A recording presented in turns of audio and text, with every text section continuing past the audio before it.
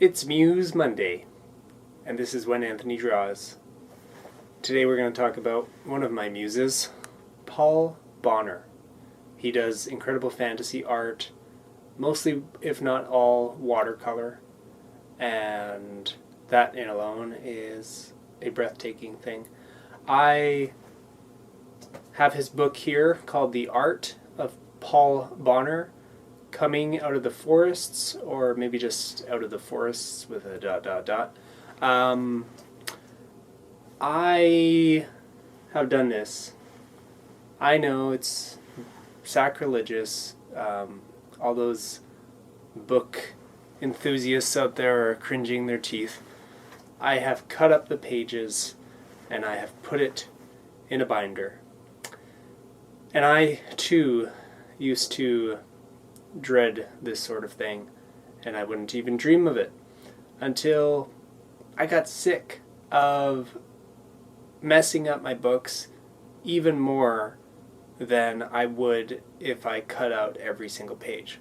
And so I've created binders out of my books, specifically art books, not novels or anything like that, so that I can take out a single page, put it up on a whiteboard, draw from it directly in front of me, and then put it back in the book when I'm done, instead of trying to fold this book open and clamp it, and it's not going to happen. So the book is not in order. It's not in the order of how the book was.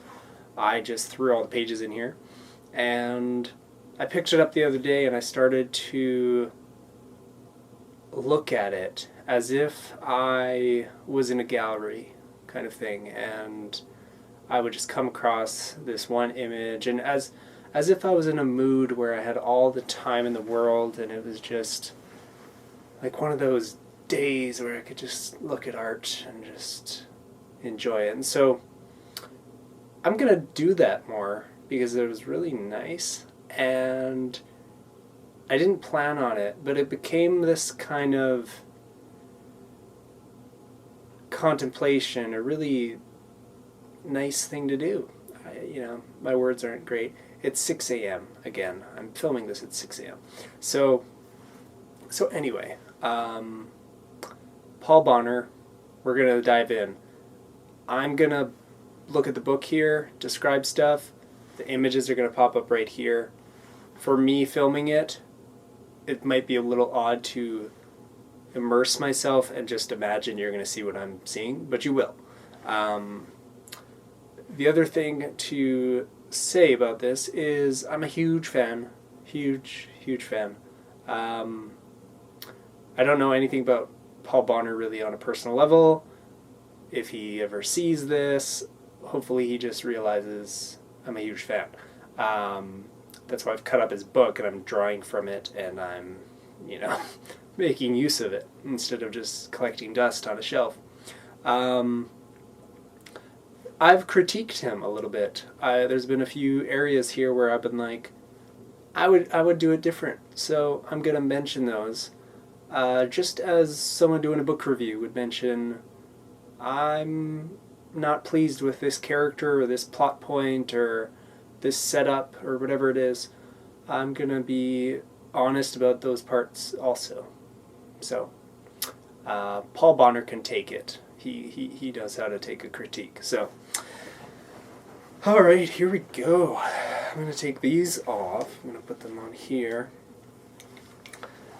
This is the first image that I saw, and I took my time looking at it, and I got into this sense. It's called the Orc Cod Way. Don't know what that means, but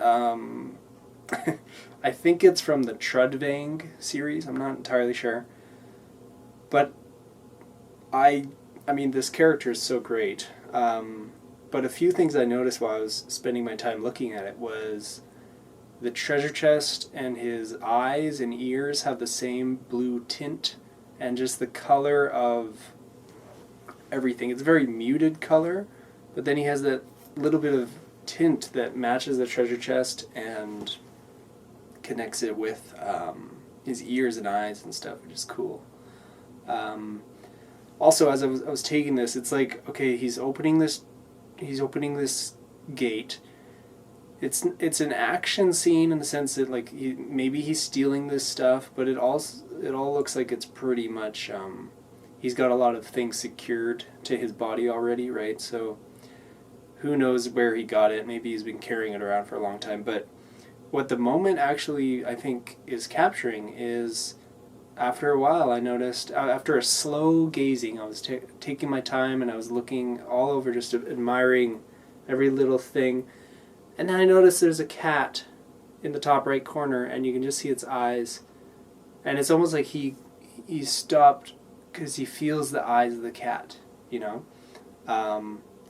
And I just wonder if the way this piece took me in was intentional with, and I'm feeling it was, that's like the moment, that's what it would feel like to have these eyes on you with the cat, and just to be like, something's here in this room.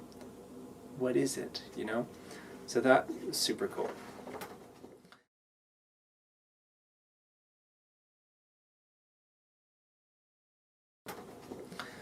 This next image, it's the cover of the book, and I just think it's brilliant.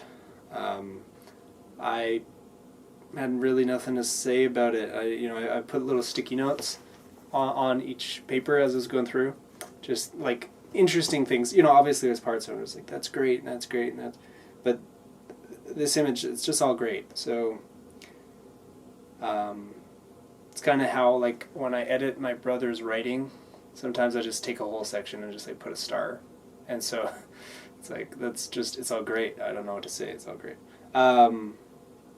So I put a star in the top corner, and so these ones with the stars probably be ones I'll do like big studies of or something, because I love pretty much all of it, right? So good one to study. I love the silhouettes and the statues up top.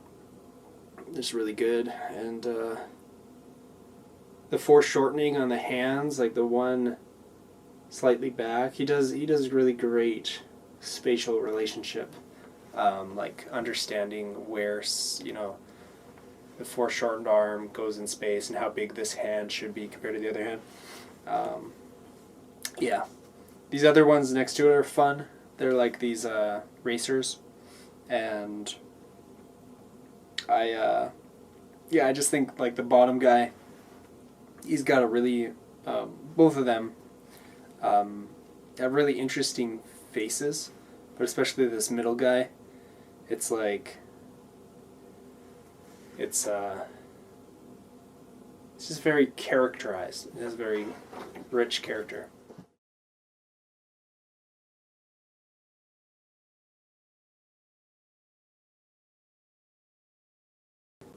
Different, I think, like Warhammer sketches or something, and I was looking at all of them. There's these two hands that are together with this like glowing effect, and the wobbliness of how it seems to change the atmosphere of what's around it is so neat. It's just like you're looking at the fabric on his shirt up here, and it has this waveness as if there's some magical thing happening right in front of it, which is what it's designed to look like. And I just thought it's so good. I also really like his exaggerated, kind of wonky, cartoonish, colorful character designs and the costumes. That they have this, this one looks like amphibian almost, like he looked at frogs, or like those big, with the big things in the back. It's pretty interesting. So he has some super cool designs. There's this one area that I noticed.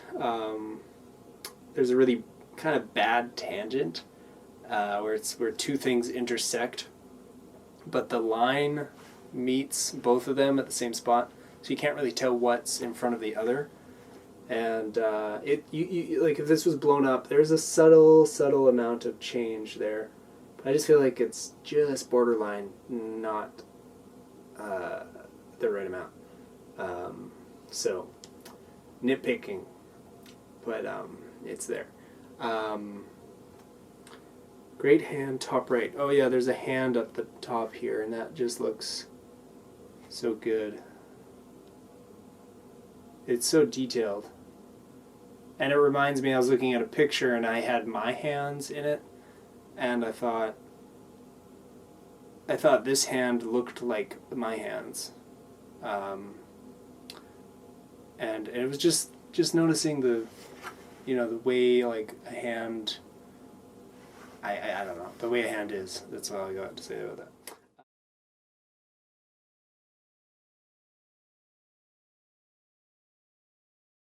I also like, these other characters here. This guy, he's mostly red and blue, but he has a little touch of green on the end of his sword. And then this woman has like a really kind of cartoony radio thing on her leg. And the whole thing with all these designs, there's a bit of a cartoony aspect. Like it's...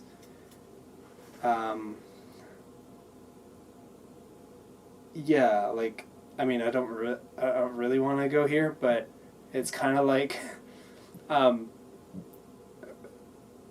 porn, in the sense that it's supposed to be an exaggerated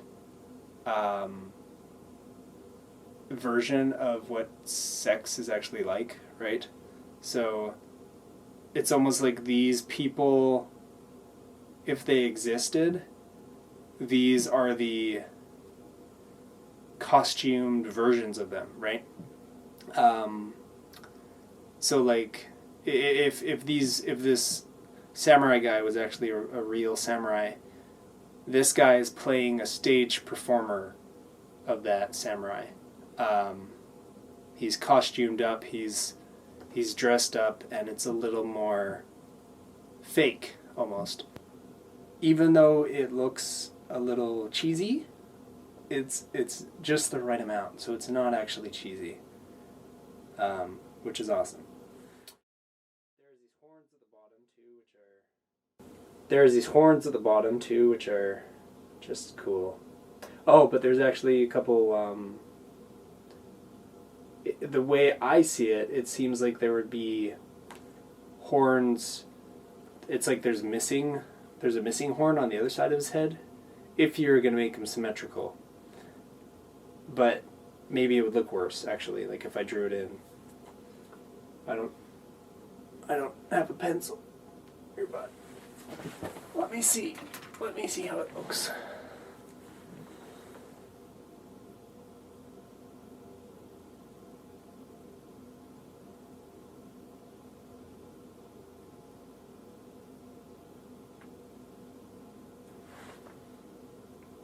I mean, it's only a line, so without the color. But it could look cool that way, potentially. Also. So yeah, just a thought. It just looked like if you're going to have an ear that it was visible here, well, you'd have the ear on the other side, and you'd be able to see it, even though his head's slightly turned. So, yeah. So I like that page, and I like those characters, and it's why there's more notes than the other pages also, because I liked it a lot. So I'm going to look at that. Here is another one. Here is another one. This I thought the hunky guys in the red, they're just naked and they're big and they're kind of like these. They remind me of the things in Nausicaa, the Valley of the Wind, the manga, where there's these. I don't want to say homunculus, but there's some other name, I think, for these big, like, one-eyed monsters that run around. What I loved about this thing is, well, the lost edges are cool. So I do like the lost edges where, if I was going to draw out this hunky guy to leave those spaces where the shadow blends into his leg and stuff. It's cool. Really great. Yeah, it's just really great. Like, they're they're okay, but I just think they're a little funny looking. The hunky guys. I was just looking at the gun though. The gun's so good, and the fact that this is just, it's all paint. I made a note later in this on one of the other pages about how you forget it's paint. It just looks, and especially you forget it's like maybe watercolor, just because of how challenging watercolor can be, and mostly watercolor I don't think looks like this, a lot of the time. For most people who do watercolor. But anyway, so what I really love, oh yeah, I'll get to that other note later.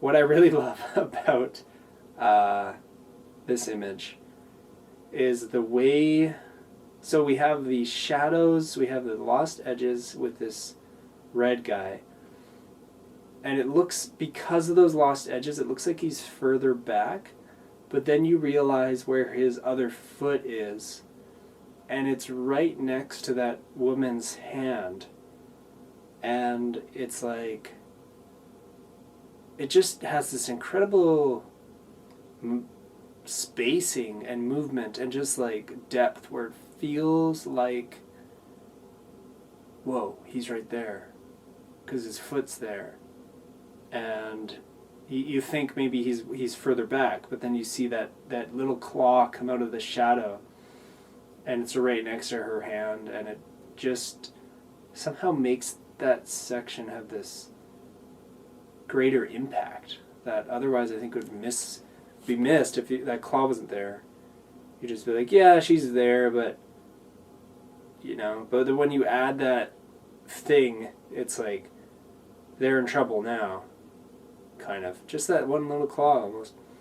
I think the way the guy, he's getting tortured or whatever, is just kind of meh. He's incredibly painted, but it's also, it feels like this candle smells good. Yeah, it just, I don't know. It kind of feels cheesy, in not a good way. Whereas his hand, this is not cheesy at all. It's just totally epic. His glowing hand with the lightning. I want to see that blown up. The way his fingers are colored and stuff. It's awesome. And his costume's cool too. This bad guy. Yeah, his like his horns, the horns on the side of his head are really awesome. So there's that one.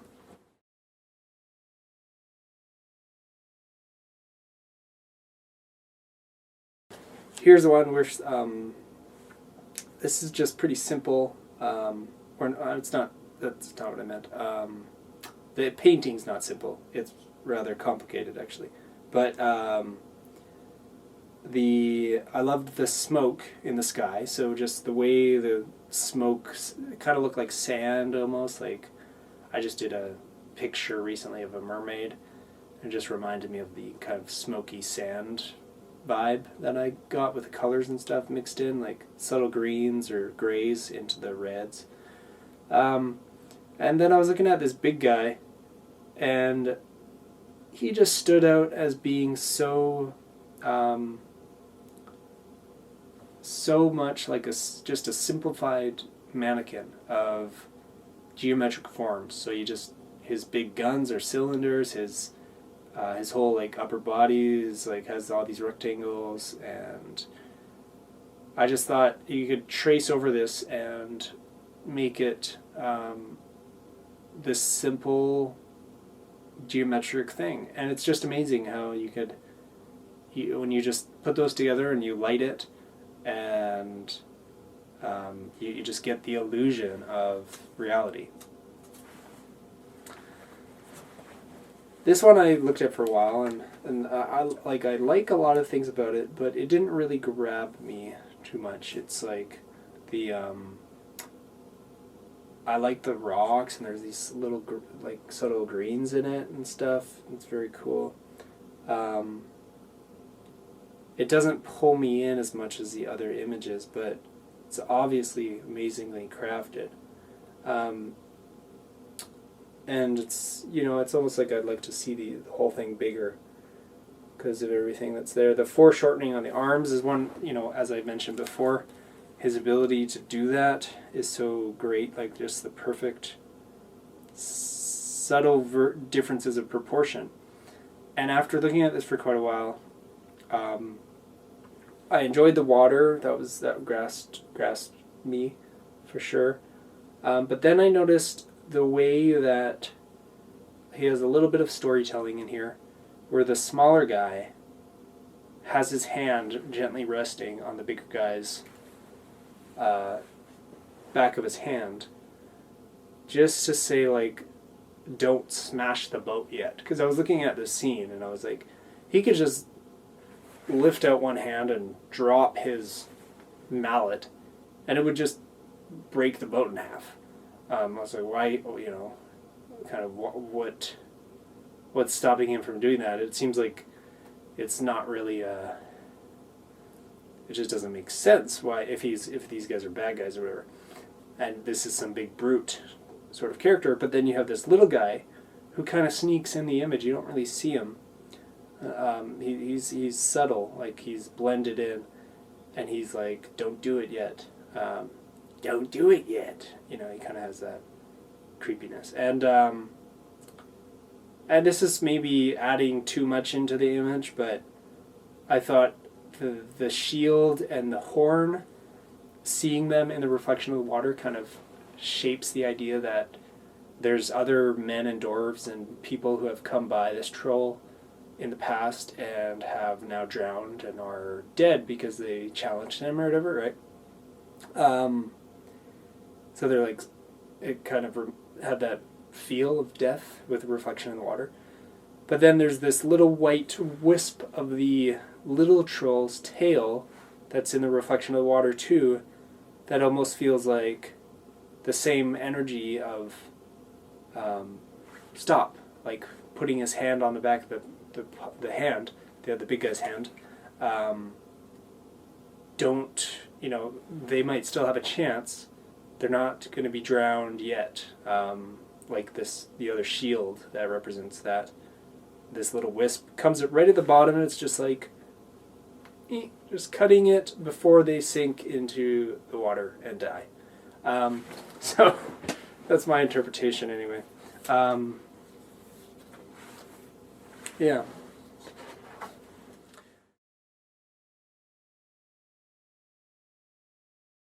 This big dragon one is just so good. The horse is amazing. The guy, I can't really figure out what happened here. It's like, did the horse buck him off, and that's why he's like falling into the tree? Or, like, I assume that's kind of what happened, or, the horse is just going crazy, and so he flew off, and he's grabbing on the tree to get stable or whatever. But man, that horse, so good, so cool. Just that alone, the horse, just the horse by itself is like, whoa, that's amazing. So that was one thing. Cool. Oh, the dragon's face has a beak on the end of it, which I thought was neat. There's also something to that's a cool thing about design, is that when you have a bunch of small things on something, in this case it's a lot of horns, a lot of teeth, it's a repetition of shape design, pointy things, but it's also many of them, and so it makes it look big. I thought the sky the clouds have this really great feeling of space and depth, and like this is one of the images I put a little star on because it's like everything about it is great. The last thing was the side of his head, where, you know, along with the rest of his face, but the side of his head, where his mouth essentially would have the node attachment. It's kind of, I guess it's like, I don't think it's the cheekbone here. It kind of looks more like, I guess, the jaw muscle or the node or something. But just the way it's drawn, it's so good.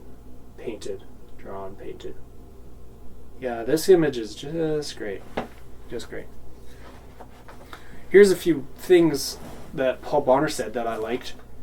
I have always found it both easy and necessary to weave narratives around my paintings, providing a background for characters and the settings they find themselves in. It provides a justification and visual necessity for body language and facial expressions, which in turn create a reality that hopefully should reverberate through the picture. You better have something to say, something on your mind, or dirty knees. I need someone or something with a story to tell. The fact that each one has its own little story and exists independently from the others leaves me with a rather reassuring feeling that somewhere some doors are open and that who or whatever is free to come and go as they please. So he's talking about just his process and how he likes having rich backgrounds, and he goes on to speak about some of his inspirations and stuff. But that idea that the background then provides this story that the characters can be in and express something, as he put it, poignantly, with something that is a story to tell and is like having dirty knees. So they've been out on adventures.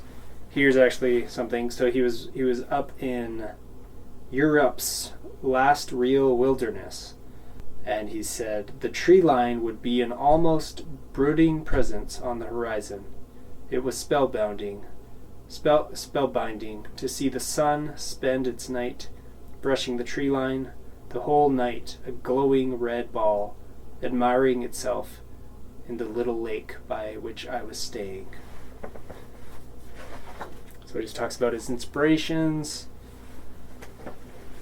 I just have a little note on this one saying that this instructor, or I mean, the main character of this image on the horse, it looks like an instructor from Watts Atelier, which is the school that I study with the most, and I just thought that was funny, and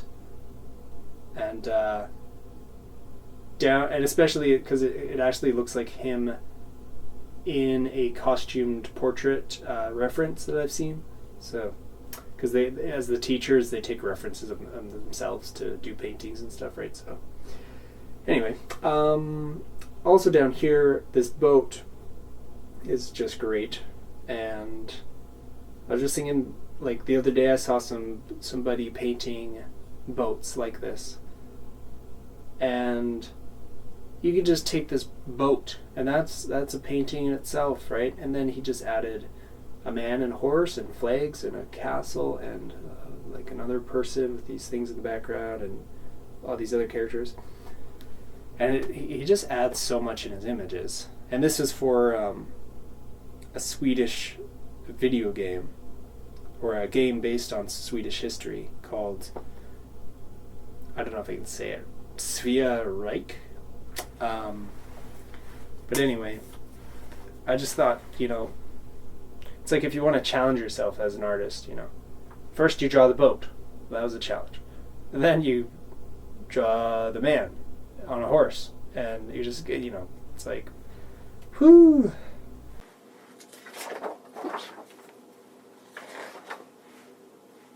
Here's another image that I just starred, pretty much, because it's so good. I wrote just awesome. And I like how they're looking at something that you can't see. It has a real interesting energy to that, you know, and everyone kind of has a slightly different way that they're looking at stuff, so it almost looks like there's a lot of things they're looking at. Maybe like multiple bad guys or something, or I don't know. But the character designs are so good, and up top here in the top right corner, there's actually the same guy that we saw on the first page that I went over. And there's also this guy with the skeleton hat who I've seen before in Paul Bonner's work in a different image, so we'll see him again, I'm sure. But I thought it was kind of neat seeing the same character repeat, and it's they're also interacting, and I just feel like I don't think this is maybe from like an original story like Trudvang or something, which I don't know much about, but it sounds like Paul was able to create some of his own characters for that kind of thing, so I wonder what it is, but it's just so well crafted, so great. This one too, with the wolves. It's just like, everything is awesome. I love the depth that you get with the crows, like the little crow way down there.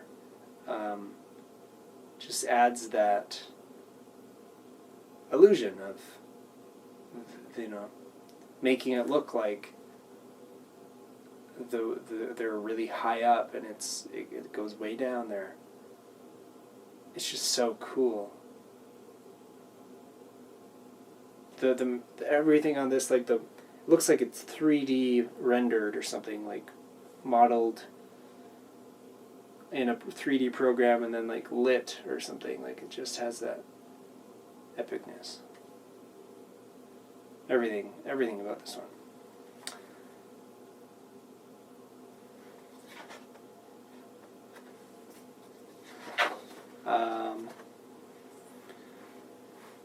These characters here I like a lot. What I wrote down was repeats of shapes. Great design, repeated shapes. So if you look at the man, he has little circles and also like the belt buckles that repeat. He has them on his boots, and then he has them on his belt. And then the circles, he's got them on his arm sleeves, and then he has them on the sword. And he's got the fist symbol. Oh, and he has the little circles on his helmet. So it all just makes it cohesive within the single character, which is nice. And then the skeleton guy here too, which is just really neat.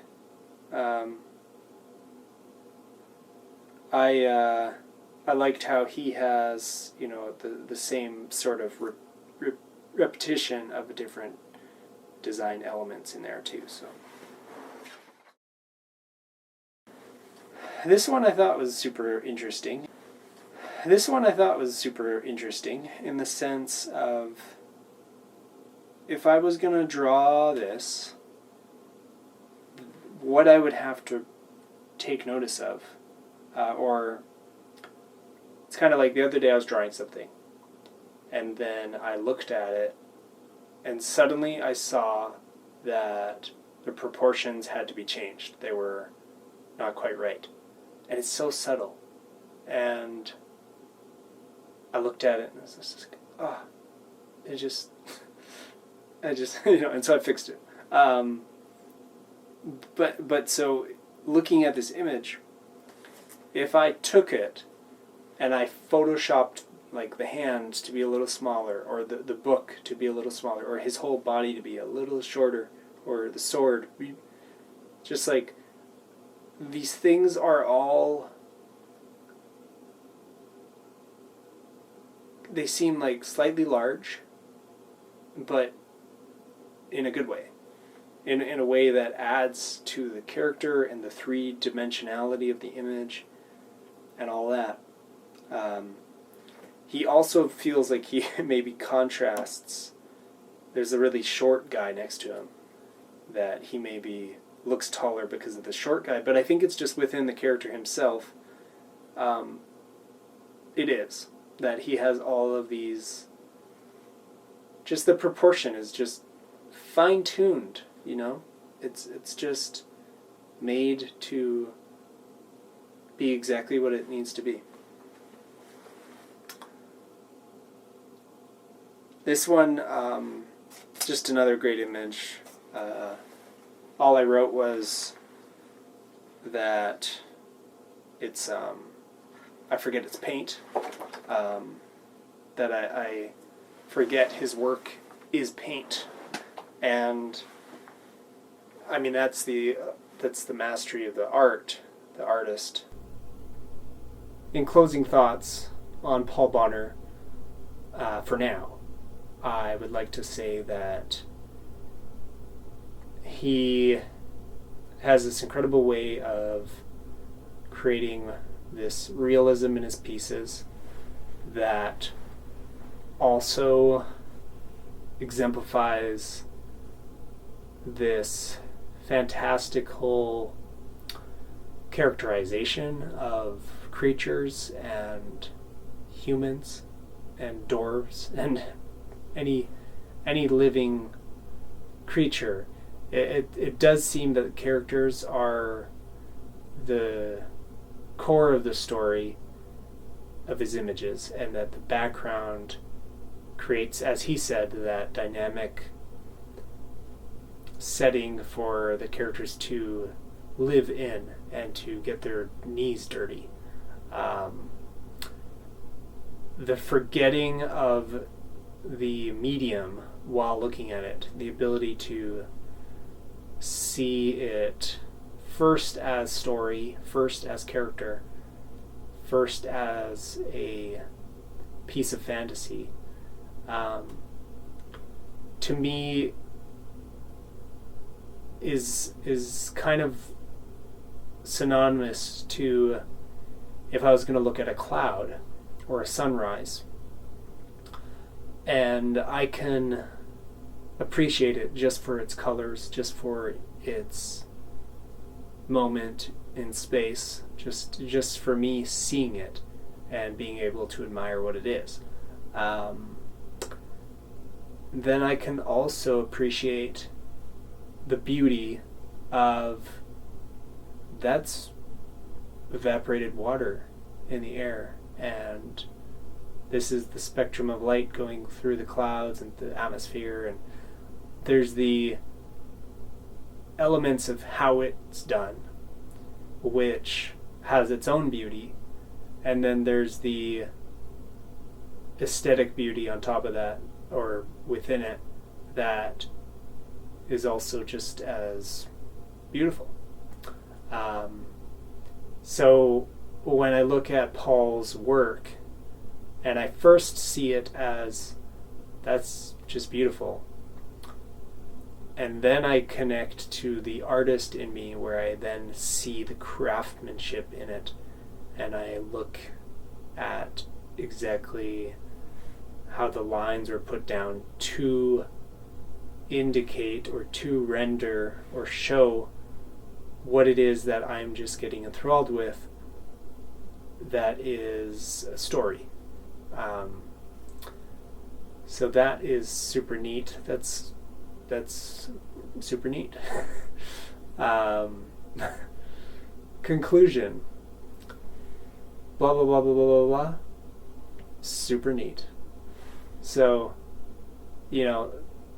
pretty much a good measure really is how super neat is it, which really you could say is we're always, as artists, trying to make things cool, and Paul does a really great job of that. So I'm glad he has his book from Out of the Forests, The Art of Paul Bonner, and please go buy it and support him, and see these in person yourself, print it out as a book. You can cut up the book if you want, just mostly if you're going to draw from it. Otherwise, keep the nice book, and enjoy.